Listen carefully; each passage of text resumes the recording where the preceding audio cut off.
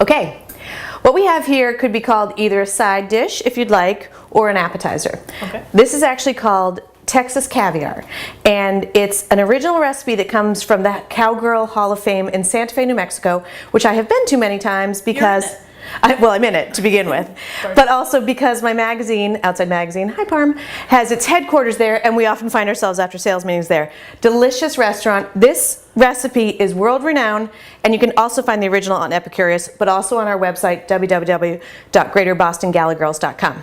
So, Texas Caviar, you can either serve it as a side dish or you can serve it with chips. Super easy. Here we go. It's got 3 kinds of beans in it. We're going to start with the kidney bean. Jocelyn? Mm-hmm. I believe the original recipe only uses the black-eyed peas. Love without Fergie. And they're actually very delicious. They are, but we decided to mix it up and use 3 different kind of beans in this one. Okay. And our third bean is a black bean. I noticed we're missing the lima bean. We do not, oh, the fava bean. But we don't have any Chianti, alas. What we also add in next are pimentos, again, aka Jocelyn? Roasted red peppers. We learned that in our last segment. And what we did is this is a small jar of pimentos chopped up and including some of the juice, which is great. Au jus. Au jus. 3 garlic cloves, minced. In they go. Here's where you can use either tomatoes, 2 or 3 fresh chopped tomatoes, and jalapenos, or you can just go the easy route and buy yourself a can of Rotel and put that in there too.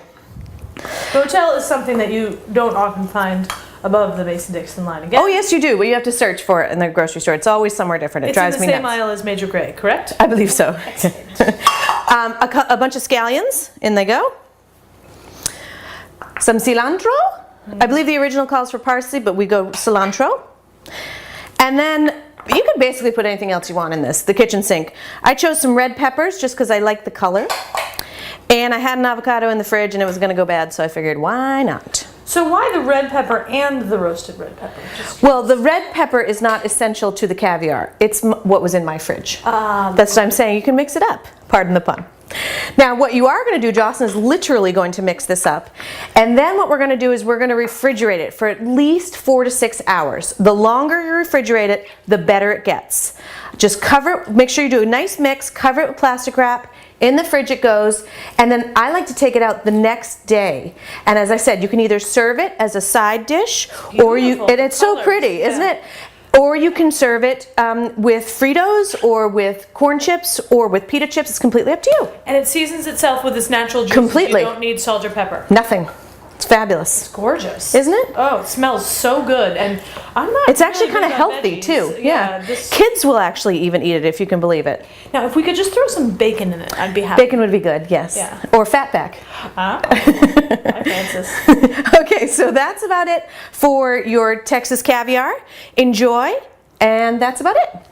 Oh, we did forget one crucial element, which you don't have to put. Some people put, some people don't, but a little bit of balsamic vinaigrette. The original recipe calls for about a cup. I think that's way too much. You don't even have to put it in there if you don't want to. We'll put a little bit in there just because we have so much. It gels it all together, and yeah, that's it. Boom. Lunch.